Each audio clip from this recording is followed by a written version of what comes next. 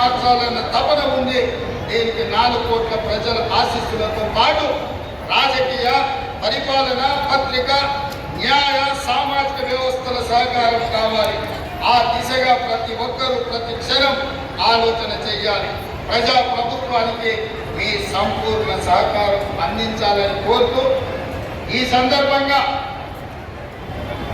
ఈ వేదిక మీద నుంచి అధికారిక చరిత్ర పుటలలో ఒక గొప్ప సన్నివేశాన్ని, ఒక గొప్ప నిర్ణయాన్ని ఆనాడు లోక్సభలో ఆమోదింపు చేసుకొని ఈనాడు తెలంగాణ రాష్ట్రం ఏర్పడ్డది అంటే అందులో మొట్టమొదటి త్యాగం, సాహసం శ్రీమతి సోనియా గాంధీ గారు యూపీఏ చైర్పర్సన్ గా ఉక్కు సంకల్పంతో ఈ తెలంగాణ రాష్ట్ర ప్రక్రియను వారు ముందుకు తీసుకెళ్లారు.